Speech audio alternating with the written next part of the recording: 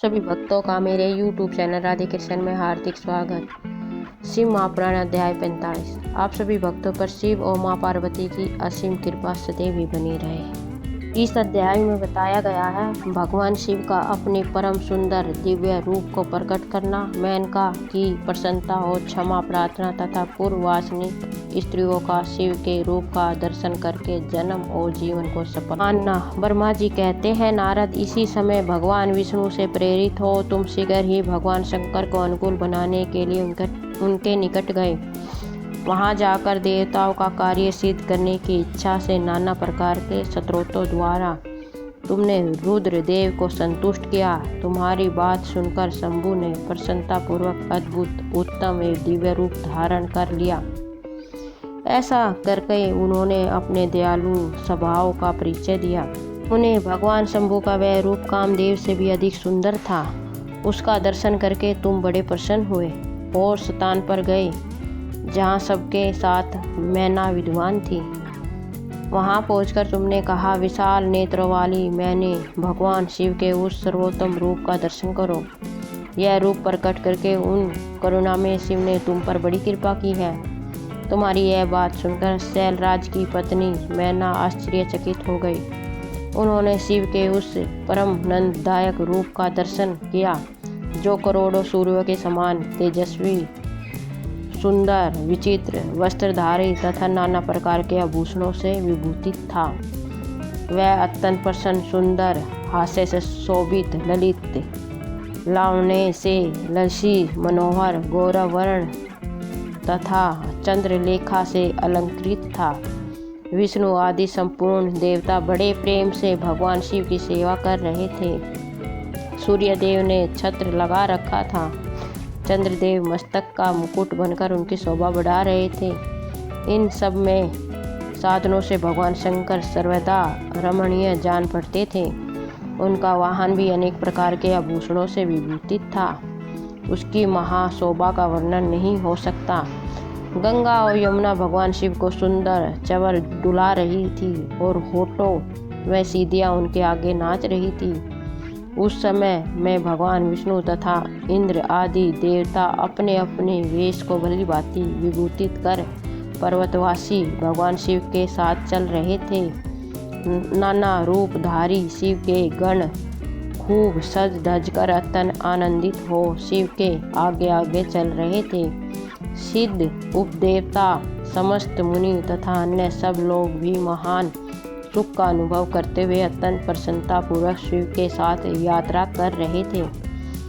इस प्रकार देवता आदि सब लोग विवाह देखने के लिए उत्कष्टित हो खूब सज धज कर अपनी पत्नियों के साथ परम ब्रह्म शिव का यशोगान करते हुए जा रहे थे। विषु आदि गंधर्व अप्सराओं के साथ हो शंकर जी के उत्तम यश का गान करते हुए उनके आगे आगे चल रहे थे। मुनि श्रेष्ठ महेश्वर के शैलराज के द्वार पर पधारते समय इस प्रकार वहाँ नाना प्रकार के महान उत्सव हो रहा था। मुनिवर, उस समय वहाँ परमात्मा शिव की जैसी शोभा हो रही थी उसका विशेष रूप से वर्णन करने में मैं समर्थ नहीं हूँ। उन्हें वैसे विलक्षण रूप में देखकर मैना क्षण भर के लिए चित्रलेखी सी रह गई। फिर बड़ी प्रसन्नता के साथ बोली, महेश्वर, मेरी पुत्री धन्य है जिसने बड़ा भारी तप किया और उस तप के प्रभाव से आप मेरे इस घर में पधारे। पहले जो मैंने आप शिव की निंदा की उसे मेरी शिवा के स्वामी शिव आप क्षमा करें और इस समय प्रसन्न हो जाइए। ब्रह्मा जी कहते हैं, नारद इस प्रकार बात करके चंद्रमौली शिव की स्तुति करती हुई शैल प्रिया मैना ने उन्हें हाथ जोड़कर प्रणाम किया। फिर वह लज्जित हो गई। इतने में ही बहुत सी पूर्ववासिनी स्त्रियां भगवान शिव के दर्शन की लालसा से अनेक प्रकार के काम छोड़कर वहां आ पहुंची। जो जैसी थी वैसी ही अस्त व्यस्त रूप में दौड़ी आई। भगवान शंकर का वह मनोहर रूप देखकर वह सब मोहित हो गई। शिव के दर्शन से हर्ष को प्राप्त हो प्रेम पूर्ण हृदय वाली वह नारिया महेश्वर की उस मूर्ति को अपने मनोमंदिर में बिठाकर इस प्रकार बोली। पूर्ववासिनियों ने कहा, अहो हिम हिमवान के नगर में निवास करने वाले लोगों के नेत्र आज सफल हो गए। जिस जिस व्यक्ति ने इस दिव्य रूप का दर्शन किया, निश्चय ही उसका जन्म सार्थक होगा। उसी का जन्म सफल है और उसी की सारी क्रियाएं सफल है। जिसने संपूर्ण पापों का नाश करने वाले साक्षात शिव का दर्शन किया है। पार्वती ने शिव के लिए जो तप किया है, उसके द्वारा उन्होंने अपना सारा मनोरथ सिद्ध कर लिया। शिव को पति के रूप में पाकर यह शिवा धन्य कृतकृत हो गई। यदि विधाता शिवा और शिव की यह युगल जोड़ी को सानंद एक दूसरे से मिला न देते तो उनका सारा परिश्रम निष्फल हो जाता। इस उत्तम जोड़ी को मिलाकर ब्रह्मा जी ने बहुत अच्छा कार्य किया है। इससे सबके सभी कार्य सार्थक हो गए। तपस्या के बिना मनुष्यों के लिए शंभु का दर्शन दुर्बल है। भगवान शंकर के दर्शन मात्र से सब लोग कृतार्थ हो गए। जो सर्वेश्वर गिरिजापति शंकर का दर्शन करते हैं, वह सारे पुरुष श्रेष्ठ है और हम सारी स्त्रियां भी धन्य हैं। ब्रह्मा जी कहते हैं, नारद ऐसी बात कहकर उन स्त्रियों ने चंदन और अक्षत से शिवा का पूजन किया और बड़े आदर से उनके ऊपर खीलों की वर्षा की। वह सब स्त्रियां मैना के साथ उत्सुक होकर खड़ी रही और मैना तथा गिरिराज के भूरी भाग की सराहना करती रही।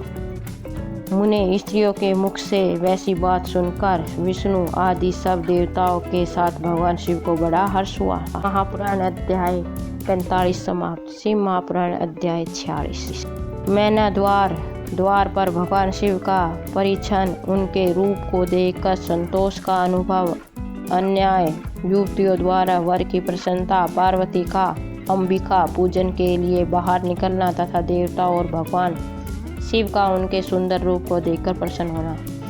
ब्रह्मा जी कहते हैं, नारद तदनंतर भगवान शिव प्रसन्नचित्त हो अपने गणों समेत देवता तथा अन्य लोगों के साथ कौतूहल पूर्वक गिरिराज हिमवान के धाम में गए। हिमालय की श्रेष्ठ पत्नी मैना भी उन स्त्रियों के साथ घर के भीतर गई और शंभु की आरती उतारने के लिए हाथ में दीपकों से सजी हुई थाली लेकर सभी ऋषि पत्नियों तथा अन्य स्त्रियों के साथ आदरपूर्वक द्वार पर आई। वहां आकर मैना ने संपूर्ण देवताओं से सेवित गिरिराजपति महेश्वर शंकर को, जो द्वार पर उपस्थित थे, बड़े प्यार से देखा। उनकी अंग क्रांति मनोहर चंपा के समान थी। उनके एक मुख और 3 नेत्र थे। प्रसन्न मुखार विंदर पर मंद मुस्कान की छटा छा रही थी। वे रतन और सुवर्ण आदि से विभूषित थे। गले में मालती की माला पहने थे। सुंदर रतन में मुकुट हुए धारण करने से उनका मुखमंडल उज्जवल प्रभा से उदित हो रहा था। कंठ में हार आदि सुंदर आभूषण शोभा दे रहे थे। सुंदर कड़े और बाजूबंद उन बाजुओं की शोभा बढ़ा रहे थे। अग्नि के समान निर्मल एवं अनूप अत्यंत सूक्ष्म मनोहर विचित्र एवं बहुमूल्य युगल वस्त्रों से उनकी बड़ी शोभा हो रही थी। चंदन, अगर, कस्तूरी तथा मनोहर कुमकुम के अंगार से उनके अंग विभूषित थे। उन्होंने हाथ में रतन में दर्पण ले रखा था और उनके दोनों नेत्र कर्ण जल से सुशोभित थे। उन्होंने अपनी प्रभा से सबको मोह लिया था तथा वह अत्यंत मनोहर जान पड़ते थे। अत्यंत तरुण परम सुंदर अंगों से सुशोभित थे। कामनियों को अत्यंत कमनीय प्रतीत होते थे। उनमें व्यग्रता का भाव था। उनका मुखार बिंद कोटि चंद्रमाओं से भी अधिक चमक रहा था। श्री अंगों की छवि कोटि कामदेवों से भी अधिक मनोहारिणी थी। वे अपने सभी अंगों से परम सुंदर थे। ऐसे सुंदर रूप वाले उत्कृष्ट देवता भगवान शिव को जा माता के रूप में अपने सामने खड़ा देखकर मैना की सारी शोक चिंता दूर हो गई। वह परम नंद सिंधु में निगम हो गई और अपने भाग्य की गिरिराज हिमवान की और उनके समस्त कुल की बुरी प्रशंसा करने लगी। उन्होंने अपने आप को कृतार्थ माना और वह बारंबार हर्ष का अनुभव करने लगी। सती मैना का मुख प्रसन्नता से खिल उठा। वह अपने दामाद की शोभा का अवलोकन करती हुई उनकी आरती उतारने लगी। गिरिराज की कही हुई बात को बारंबार याद करके मेनका को बड़ा विस्मय हो रहा था। वह हर्षो फुल्ल मुखरविंद से युक्त हो मन ही मन यूँ कहने लगी, पार्वती ने मुझसे पहले जैसे बताया था उससे भी अधिक सौंदर्य में इन परमेश्वर शिव के अंगों को मैं देख रही हूँ। परमेश्वर का मनोहर रूप इस समय अवर्णनीय था। ऐसा सोचकर आश्चर्यचकित हुई मैना अपने घर के भीतर आई। वहाँ आई हुई युवतियों ने भी वर के मनोहर रूप की भूरी भूरी प्रशंसा की। वह बोली, गिरिराज नंदिनी शिवा तुम धन्य हो। कुछ कन्याएं कहने लगी, दुर्गा तो साक्षात भगवती है। कुछ दूसरी कन्याएं महारानी मैना से बोली, हमने तो कभी ऐसा वर नहीं देखा और न कभी ध्यान में ही ऐसा वर का अवलोकन किया। इन्हें पाकर गिरिराज धन्य हो गई। भगवान शंकर का वह रूप देखकर समस्त देवता हर्ष से खिल उठे। श्रेष्ठ गंधर्व उनका यश गाने लगे और अप्सराएं नृत्य करने लगी। बाजा बजाने वाले लोग मधुर ध्वनि में अनेक प्रकार की कला दिखाते हुए आदरपूर्वक भांति भांति के बाजे बजा रहे थे। हिमालय ने भी आनंदित होकर द्वारोचित मंगलचार किया। समस्त नारियों के साथ मैना भी उत्सव मनाते हुए वर का परीक्षण किया। फिर वे प्रसन्नतापूर्वक घर में चली गई। इसके बाद भगवान शिव अपने गणों और देवताओं के साथ अपने को दिए गए स्थान में चले गए। इसी बीच में गिरिराज के अंतपुर की स्त्रियां दुर्गा को साथ ले कुलदेवी की पूजा के लिए बाहर निकली। वहाँ देवताओं ने जिनकी पलकें कभी नहीं गिरती थी प्रसन्नतापूर्वक पार्वती को देखा। उनकी अंग क्रांति नील अंजन के समान थी। वे अपने मनोहर अंगों से ही विभूषित थी। उनका कटाक्ष केवल भगवान त्रिलोचन पर ही आदरपूर्वक पड़ता था। दूसरे किसी पुरुष की ओर उनके नेत्र नहीं जाते थे। उनका प्रसन्न मुख मंद मुस्कान से शोभित था। वह कटाक्षपूर्ण दृष्टि से देखती थी और बड़ी मनोहारिणी जान पड़ती थी। उनके केशों की चोटी बड़ी ही थी। कपड़ों पर बनी हुई मनोहर सुंदर पत्रभंगी उनकी शोभा बढ़ाती थी। लटा में कस्तूरी की बिंदी के साथ ही सिंदूर की बिंदी शोभा दे रही थी। वक्ष तल पर श्रेष्ठ रत्नों के सारभूत हार से दिव्य दीप्ति छिटकर रही थी। रत्नों के बने हुए केरू वल्लय और कण से उनकी भुजाएं अलंकृत थी। उत्तम रत्न में कुंडलों से उनके मनोहर कपोल जग जग मगा रहे थे। उनकी दंत पंक्ति मणियों तथा रत्नों की प्रभा को छीन लेती थी और मुखहार की शोभा बढ़ती थी। मधु से पूरित उदर और होष्ठ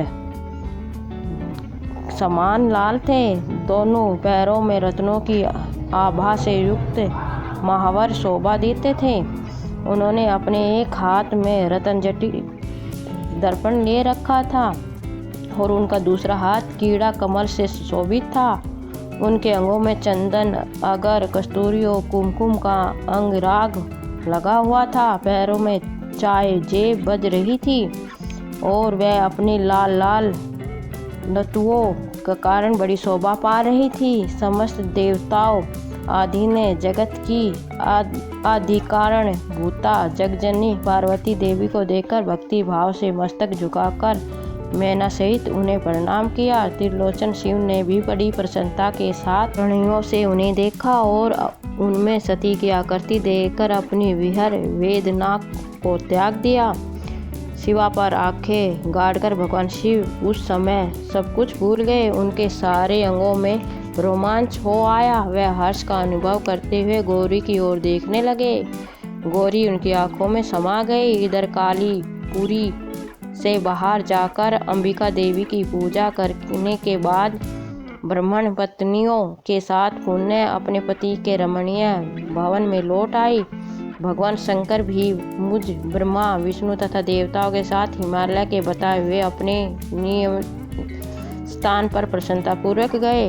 वहाँ गिरिराज के द्वारा नाना प्रकार की सुंदर समृद्धि से सम्मानित हुई।